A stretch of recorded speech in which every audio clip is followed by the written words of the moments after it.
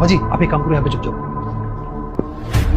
निधि पापा आ रहे हैं, फोन आया था, कुछ अच्छा सा बना लो खाने के लिए। क्या मतलब है कि पापा आ रहे हैं? तुम्हारे पापा को कुछ काम करना नहीं है क्या? हर टाइम उठा के चले आते हैं। मैं क्या कोई नौकरानी जो हर टाइम काम करती रहूं? यार मैंने कब बोला कि तुम नौकरानी हो, और वो भी तो पापा ही है ना। अगर आ रहे हैं 2-4 दिन के लिए तो क्या दिक्कत है? कसम से तुम्हारे माँ बाप इतने बेशरम है कि इतना सब कुछ होने के बाद भी दोबारा मुंह उठा के यहीं पे आ रहे हैं। यार पापा हैं, उनका मन नहीं करता होगा बच्चों से मिलने का, और हम उनके बच्चे हैं तो हमारा भी तो कुछ फर्ज बनता है ना उनको लेके।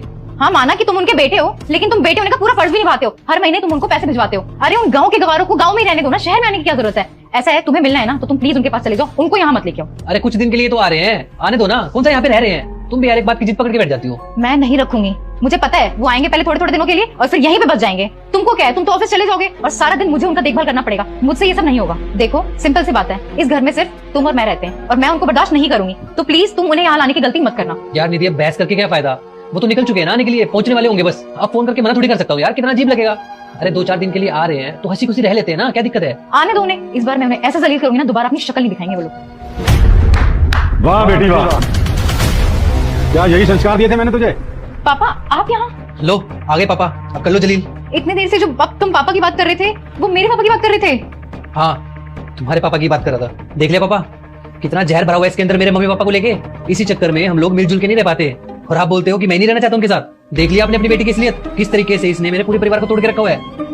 शर्म आनी चाहिए तुझे। मैं तुझे कितना सही समझता था, मगर तू ऐसी निकलेगी मैंने कभी सोचा भी नहीं था। क्या मैंने तुझे यही परवरिश दी थी, ऐसे संस्कार दिए थे कि शादी के बाद तू अपना घर ही तोड़ ले? दामाद जी इसकी तरफ से मैं माफी मांगता हूँ। मैंने तो इसे हमेशा अच्छे संस्कार दिए थे, पर ये ऐसा करेगी मैंने कभी नहीं सोचा था। अरे नहीं पापा जी आप हाथ मत जोड़िए, लेकिन मैं भी मजबूर था, इसको समझाने का और कोई तरीका नहीं था। कितनी बार समझा लिया कि मिलजुल के रहते हैं, मिलजुल के रहते हैं। अब आप एक बात बताओ, अगर आपका बेटा कल को आपको घर से बाहर निकाल दे तो आपको कैसा लगेगा?